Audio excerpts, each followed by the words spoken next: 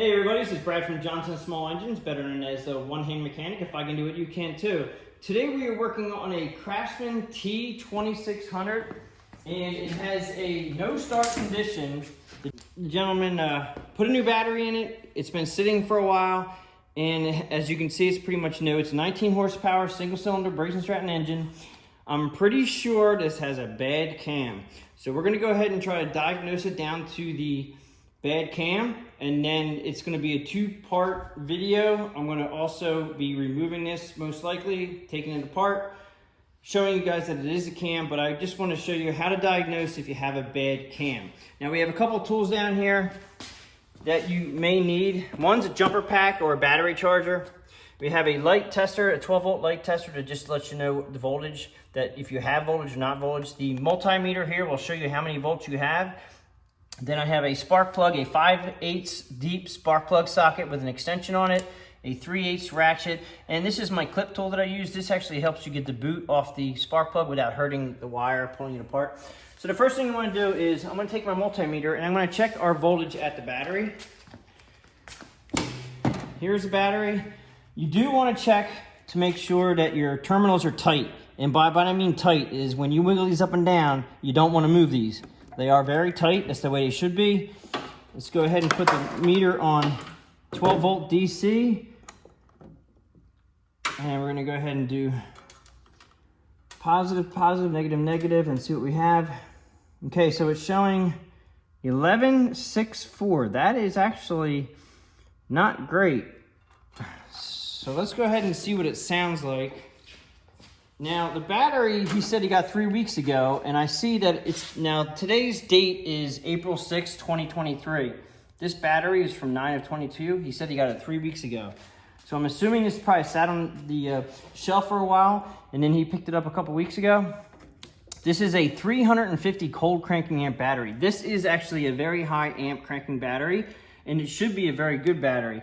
What I'm gonna do is I'm gonna also use a jumper pack that I have a 1700 peak cranking amp jumper pack that will basically crank up a diesel truck.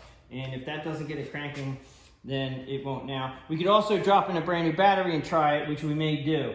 But I'm also gonna check first I'm gonna check the oil just to make sure that we're not gonna crank this up with no oil in it. All right, so we're just gonna pull dipstick. It looks like it does have oil. Give it a smell, just to make sure it does not smell like gasoline. If it smells like gasoline, you could flood your cylinder, and it's right on the mark, so it's really right where it should be. It could flood the cylinder, and then it would also give you a no start condition where the piston comes up and it can't compress the oil in the cylinder. That's if it's too full or if you have gasoline in it. And you go ahead and try to crank it and see what it does. Make sure that your emergency brake is on. And this one is. Now, if your emergency brake is on, you should be able to crank the machine over without sitting on the tractor, because obviously if we need to jump start it, we have to have the seat up. So we're gonna go ahead and crank it. Well, it's acting like it's a dead battery. Really strange. Okay, let me go ahead and put a jumper pack on it. This jumper pack is a 1700 peak amp jumper pack. This pretty much will crank anything over from a dead battery. Positive, positive. Now mine, you have to turn on. So I hook it up first. Make sure you have good connections to the battery terminals. And then it's showing here 11.6 on the volts. So that's telling me that this battery is just like our multimeter, a little bit low on voltage. So I'm gonna go ahead and turn mine on. Mine automatically comes right up to 12.3. This should give it a lot more cranking amp. Let's try it again.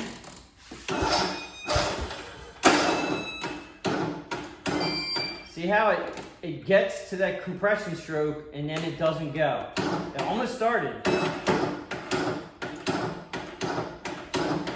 And you don't want to do that too much because you can actually fry your electrical system if you're not careful. And just by turning this by hand, you should be able to turn your engine over by hand. But that compression stroke, I can barely turn this over. Now it's right on. I just got to pass a compression stroke. Let me see if I can get it to go. Yeah, see? Yeah, my charger or my jumper pack will actually beep and turn off it's saying it's overloaded. So I would say right now, what you have to do is take out your spark plug, because we need to see this thing spin over. You're also going to see two different things by taking your spark plug out. You're going to make sure there's nothing in the cylinder like fuel or oil. That will also not compress against the piston, and then you'll get a no crank like this again.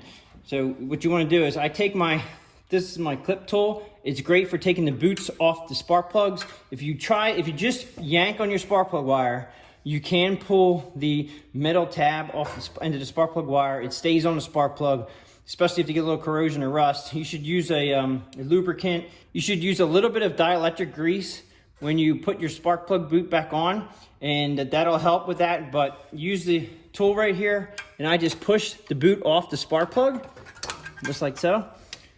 Get that out of your way. It is a 5/8 deep socket, or use the 5/8 spark plug socket. It looks like he has changed the spark plug because it looks brand new, but this is a brand new spark plug, I can tell. It doesn't look like there's any oil on it. I would not use this spark plug. It looks like it's a generic spark plug. I would put an NGK or a Champion in there. Now, there's no spark plug in it. I didn't see anything come out of the hole like oil or gas. Let's go ahead and try to give it a crank again and see what happens. Having the spark plug out is letting us know what's coming out of the cylinder, and there's nothing but air coming out like it should be. So that pretty much confirms that everything is operating as it should. There is nothing hindering this engine from turning over until we put the spark plug back in. And when we put the spark plug back in, it actually, even with my jumper pack, it will not turn the engine over. Okay, so I got spark plug back in, and we're gonna give this one more shot. And usually when you put your spark plug boot back on, I would take the hood off if you're doing this. Try to listen to it click. Yeah, well, I felt it click. All right, make sure it's tight, but be careful. Like I said, do not, when you're taking the spark plug wire off the spark plug, it's better to push the boot off and let it unsnap itself than try to pull on this wire, because you can come across that issue with the metal tab sticking on the spark plug. We're gonna go ahead and try to crank this one more time. Nope. It is not allowing it to come past that. There is one thing we could do, and that would be to adjust the valves. If the valve adjustment is off, if it's way off, then it would also not let the compression release work. So I'm gonna go ahead and do the valve adjustment on this, and we'll be right back. Okay, I did take the hood off and I did the adjustment on the valves. They were not that bad.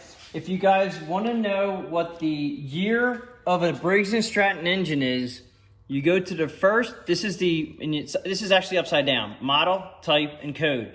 This is what you need when you're ordering parts. Usually you just need the model and type. Sometimes you need the code. The first two digits of the code is the year made. So this was made in 2018 and it's 2023. Don't know how long this actually ran. The gentleman who had this, like I said, he didn't have it that many years and he was hurt for a while. So I'm truly suggesting that this is gonna be a bad cam. I adjusted the valves, they weren't that bad. The reason why I'm holding on to this scraper is the newer style engines all use gasket sealer now instead of a gasket for the valve cover. And if you just press in on the side of the valve cover where the gasket is with a flat, like a scraper, a putty knife, some sort, you can actually wiggle it in there, and just by pushing it in, you can actually pop this whole cover off without bending the cover.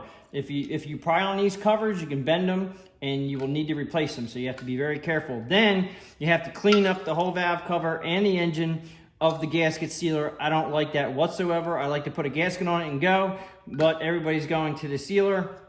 You can still buy the old gaskets if you want to go that route. Sealer does work, but that's just saying on this valve cover. Now, his battery was getting low. So I put one of my batteries in. His battery was 922. My battery is here. It's a brand new battery. It came from 1222. Again, this is April of 23.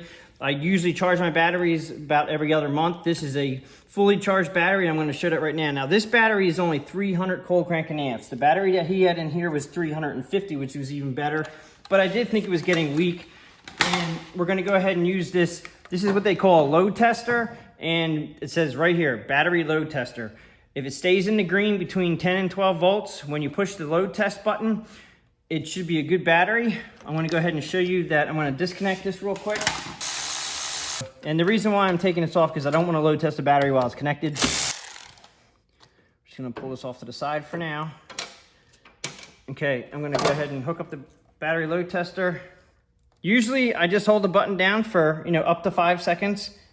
Okay, so now it's right here on the high side of the 12. We're gonna go hit the load test button. It should drop. It's staying right in the middle and it's not dropping at all, and I'm holding it down. That's putting a load test right on this battery right now. All right, that was a good 5 seconds. That's the tool that tests battery on load testing.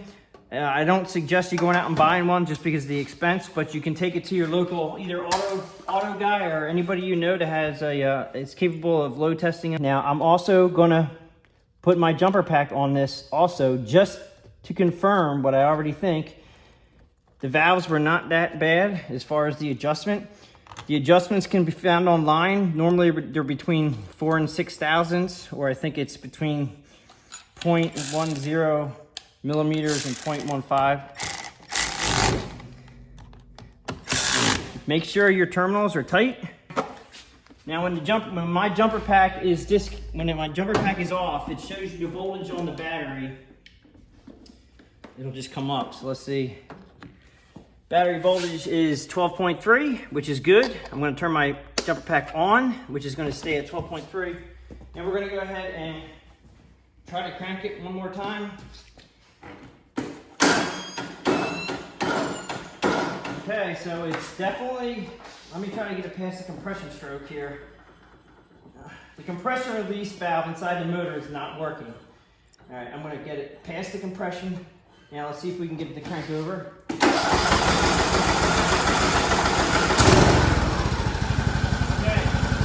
it does run because I was able to get past the compression stroke. So it sounds perfectly fine. Let's try to start it again. Okay, it keeps going back to a bad spot. We have everything connected, juiced up.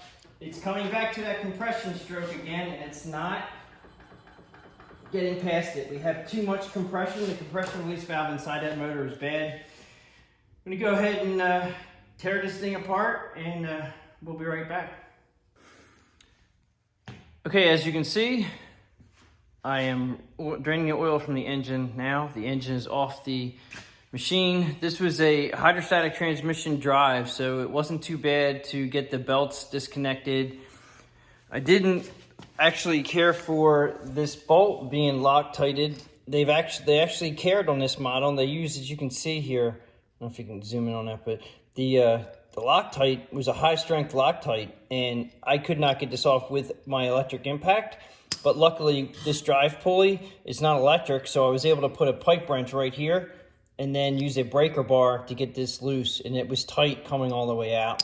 Didn't like that too much, but I got it out. Didn't hurt anything. And the reason why I didn't change the oil while it was on the tractor to make it a little bit easier is because this oil drain plug here, it wasn't extended out past the frame. So it was literally would have drained on the frame. I'm gonna go ahead and let this drain for a while, and then I'll get it up on the bench, take this apart together.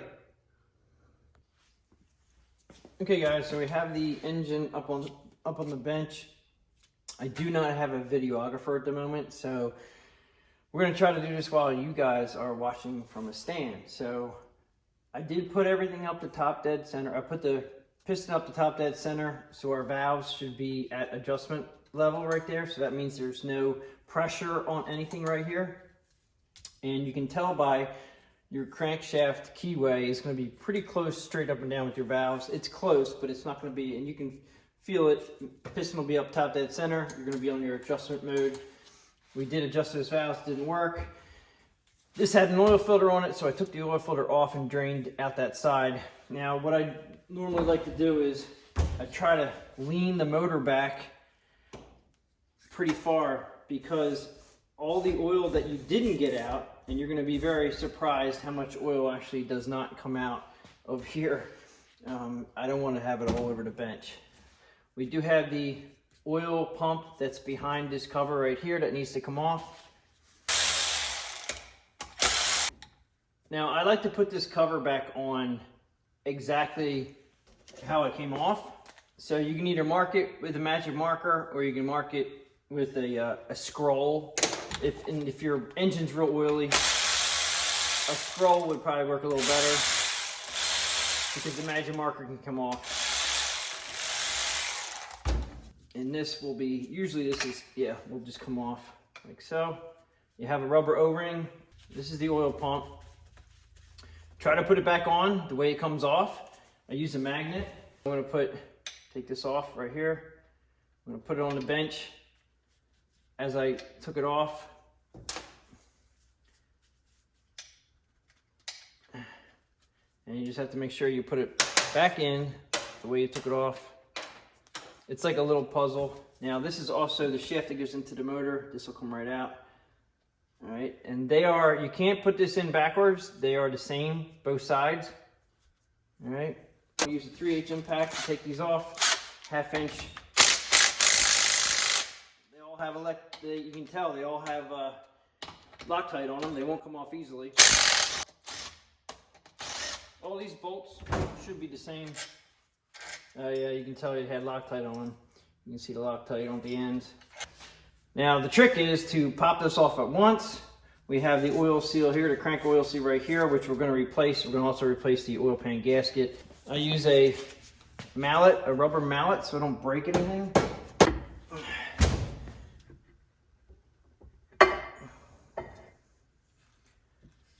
All right, don't see anything on this side. I'm just going to take this off to the side. That's the oil slinger. This is the cam. Now, you don't have to right now, but we're going to have to take off the rocker arms up top here so we can pull the push rods out, because they're going to drop down a little bit here, and the tappets here. Everything it's just in here very gently with no pressure on them, but you take off the top up here. We're just going to go ahead and pull the cam out right now. And before I do that, ooh, I just saw something fall down in there. That was the part that broke. Before I do that, you want to make sure that your cam marks were lined up. And if you just turn it a little teeny bit, you can see how there's a dot on the cam here, and there's a dot on the gear shaft for the crank. And you need to make sure that they go back in correctly. So I'm going to actually leave them lined up the way they are. So when I put the new one in, I know that everything will be perfect. It's pretty straightforward. Okay, the tappets are falling down. They're probably going to fall off. You want to put the new cam might come with tappets. I'm pretty sure it does. I haven't gotten the cam in yet. It's missing all the pieces for the compression release. But the pieces for the cam, which I thought broke, are right here. Here is the one piece that broke. And here is the pin. It came out. And we're waiting on a new cam, and I'll show you how they all went together. But basically they go here into here, and then when the camshaft moves around, it actually lets the valve open up a little bit, releases compression, and then it starts. And the inertia of the engine, when it's running, it'll go back to its normal setting. I'm going to clean up all these gaskets. I'm going to get this push rod out, clean up the gaskets. I will have the cam's on order. It'll be in here in a day. I'm just going to leave it on the bench until we get the cam, and I will show you what the new one looks like. But I was correct that the cam compression release on the cam broke. All right, and yeah, so we're there. We're going to get it all cleaned up, and I'll see you guys when we get the new cam. Okay, we're back. I have the part for the cam. All right, now this is a 84005207.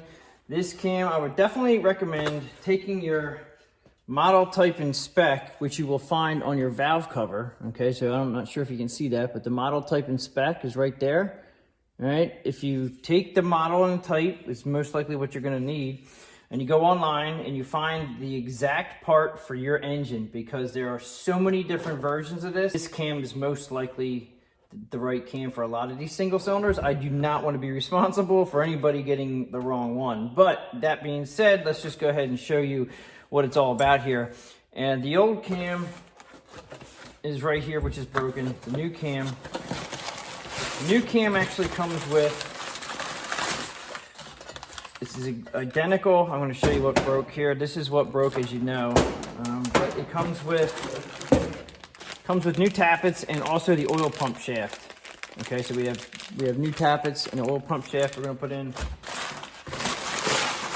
This is the new cam right here, and the way it operates, okay, is that this little teeny, I'm sure if you can see that, there's a little bump indent right on here. And how this works is when it passes the valve at a certain revolution, it opens the valve just a smidgen, and that's just enough to give it a compression release. That's why they call it a compression release. So it releases the compression just for a split second, so the engine will actually turn over and start, and then it goes back to normal.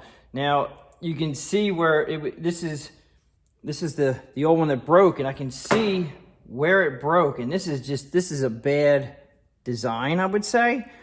But it's really gonna be hard to show this, but you have a half a shaft here. This is not a full round shaft right there.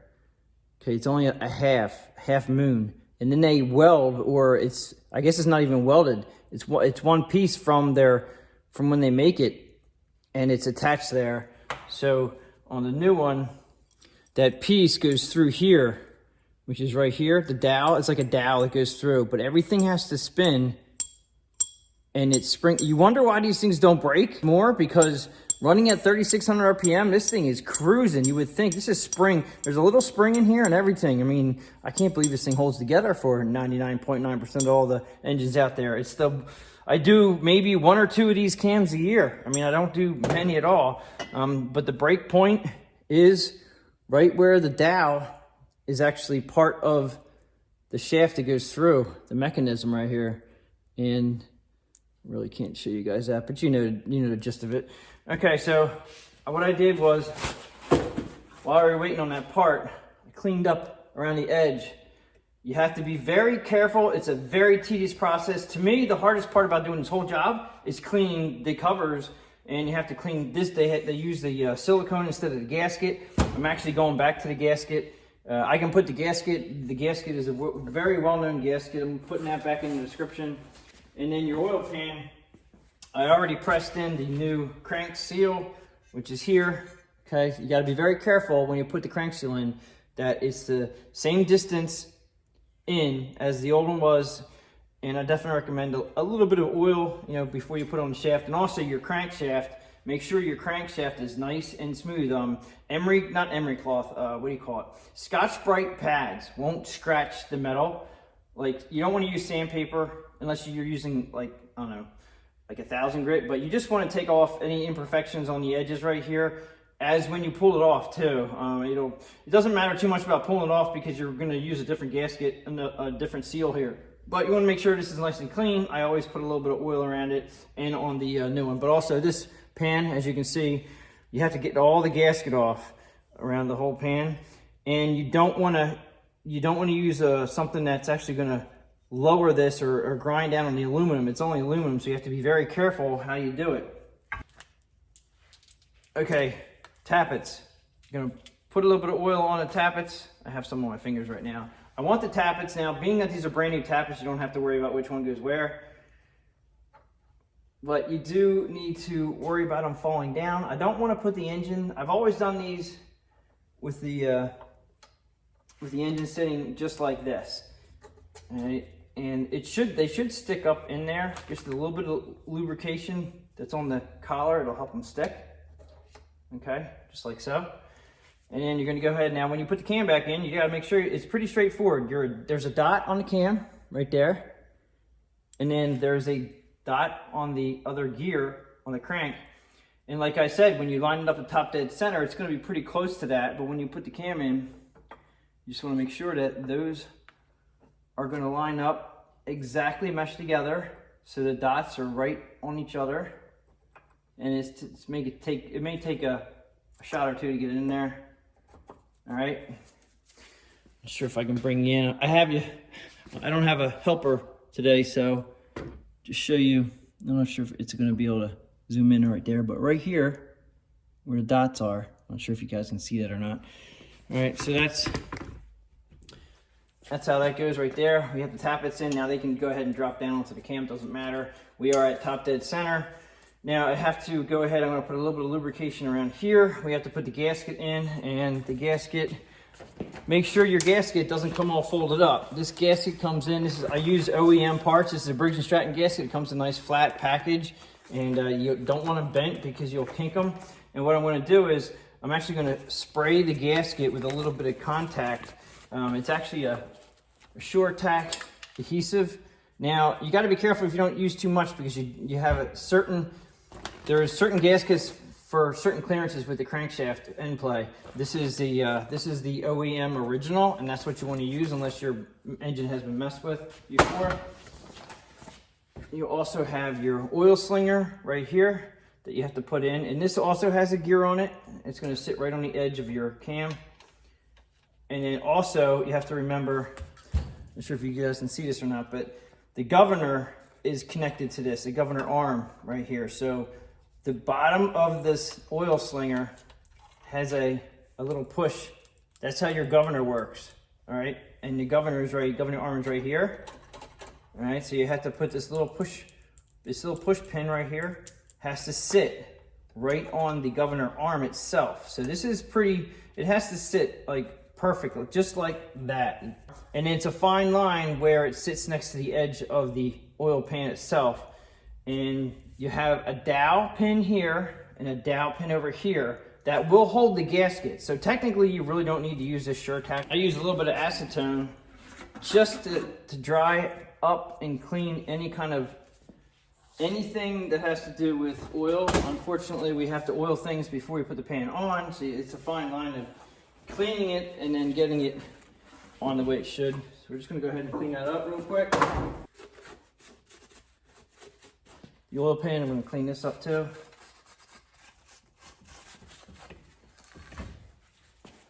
And I'm going to put a little bit of oil in here. And a little bit of oil on the oil crank seal right here. Okay, you really can't see it, but my gasket actually has that spray tack on it right now. Go ahead and put that on. The dowel pins are there to help you line everything up, and also to help you line up your oil pan. The spray tack really helps with just getting. I should probably put a little more on. I never like to put too much of that on because I don't want to make the gasket thicker. I think this gasket is 15 thousandths. Okay, so everything's lined up, everything's back the way it should be. We have oil on both. Getting these on now, getting these on can be a little tricky sometimes. Everything's got to line up just right. And also your weight at the bottom, try to have that in the center, because right here, your weight, there's a little opening right here, and this slide right here, this right here, the weight will go into. So that has to be kind of like directly, and just think of it this way, is there's a hole here. Okay, and the weight's going to be a little bit to my left of the hole. So technically, I guess it's going to be like, that. So when you push this in, this will line up right inside here, so that doesn't go anywhere. Go ahead. And there are there's seal sleeves that you can install the seal with, which is right here. You put a sleeve over there. I used to have them before the flooding happened a couple years ago, but doing it manually with a flashlight, and then you're basically just very gently pushing it in. And I'm just using the backside of a mallet. And I really need to see, make sure that your gaskets are going in correctly. The brand new seal is very sturdy, so a lot of times you can get away with it. It slides right over with a little bit of lubrication, just like so. Now it just slid over. Okay, you want to make sure that the lip of the seal is not going the wrong direction. Sometimes they pop out, but you can tell when it's in there correctly, and that looks to be perfect. All right, now also when I felt it click in there, you also want to make sure that your sides are sealed where the gasket is right here. You want to make sure they're sealed all the way tight before you put your bolts in. Make sure the gasket didn't fall off, so always look around the whole entire, outer area right there. Now, you should go ahead and clean up the bolts and I'm gonna put some Loctite on them. I'm gonna go ahead and clean these bolts up and put some Loctite on them. We'll be right back. Okay, so we're back and we have Loctite on each one.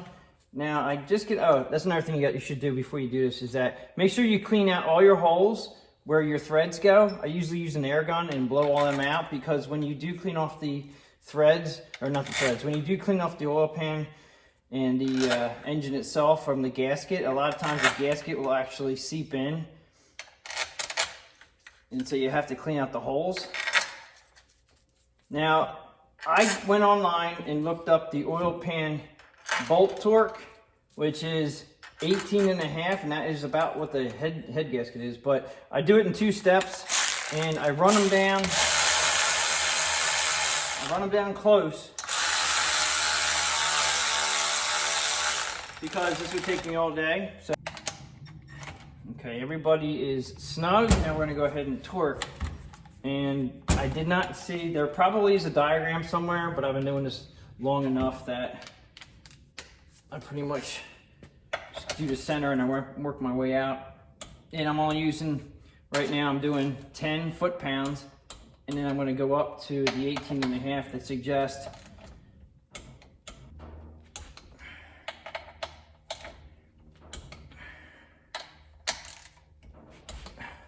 All right, so what we're gonna do now is we're gonna go ahead and put a little bit of oil inside that hole. We're gonna use the new shaft. This is the oil pump shaft they gave us, the new one. We're gonna put a little bit of oil on that right now. A little bit of oil on it. And there is a slot. If you look inside the hole, there's a slot where this actually goes in. Very tight tolerance right here. And it'll fit pretty far in there like so. You see that? And then you have, just like I told you earlier, make sure you put this in the way you took it out. Now this has lubricant on it already. And then you just have to move it around until you line it up with your shaft, with your oil pump shaft. It takes a little bit of doing, but it eventually will line up with the shaft that's inside there. I like to have a little bit of oil in here, so this is gonna run pretty smooth before it starts up. You have your O-ring, and like I said, if you have any questions on your O-ring, replace it. And I'm only using a 1/4 inch drive, so I don't over tighten it.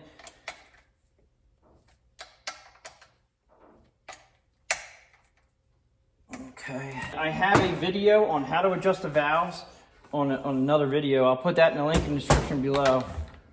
I'm just gonna go ahead and get this together off camera so you don't have to sit here and watch this. Okay, so I just wanted to show you that the push rod's in, adjusted the valves. Pretty sure these are both 4 to 6 thousandths. They're adjusted. I'd like to use the gasket. That's just my preference. It's going to be a little bit easier too if we have to readjust the valves, that you don't have to worry about the goop. Sometimes you do have to readjust after you adjust them and run the machine for a while, but a lot of times, most of the time, you do not. But I'm going to go ahead and put the gasket on here. We're going to go ahead and get the valve cover on, torque it down, and I'll see you guys when this is on the machine itself. Okay, so I have the engine installed. Rehook up all your connections, the throttle cable, the fuel line. This one has an emissions tube. Make sure you install your hot wire to your starter. Make sure you connect your electrical connections. I did not put the muffler guard on yet, and I'm also not going to put, I did put this brand new spark plug in. I'm not going to put the spark plug boot on yet because I want to double check to make sure the oil is up to where it should be. This one here is right below the top dot, which is perfect. And what I'm gonna do now is I'm gonna crank it over just to get the oil lubricated, you know, get the oil slashing around that motor. I don't want to start it right off the bat. This battery here is his battery. We charged it up because it was getting weak. I no longer have a jumper box on this, which I don't need. We're just gonna go ahead and crank it over just for a little bit. Now, how nice that is cranking right now tells me that that cam definitely did the trick, right? It's doing what it's supposed to do. It's releasing the compression when it gets up to top dead so we can start. I'm just cranking it one more time here to get some more oil flowing. All right, so we're gonna go ahead and put the spark plug boot on. And normally you can hear these things click or feel for a click. Yep, I felt a click right there. When you push them in, they kind of click in, make sure they're tight. And then you push the booty down over a spark plug. All right. Now, I definitely recommend putting a brand new exhaust gasket on when you put the muffler back on again. It'll help in the long run with any kind of exhaust leaks.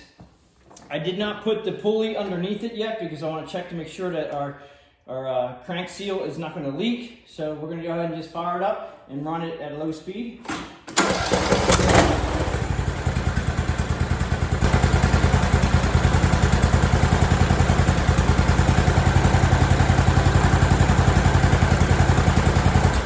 Sounds real good. I'm going to go ahead and crank this up one more time just for you guys, just so you know it's definitely repaired.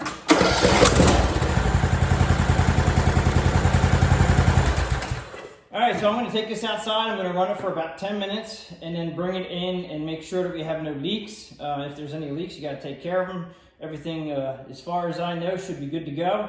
And I'm going to button it back up, put the engine pulley back on, get everything back up again and ready to go. So this pretty much isn't a entire repair on the cam because I don't expect a lot of you guys out there to do this on your own, but I do have how to remove an engine from a Craftsman tractor if that helps you. I do have how to adjust valves on a single cylinder Craftsman overhead valve engine. I'll put them in the links in the description below. If you have any questions or comments, please let me know. If you like this video, please give it a thumbs up. Tell your friends about my channel, and I will catch you guys on the next one.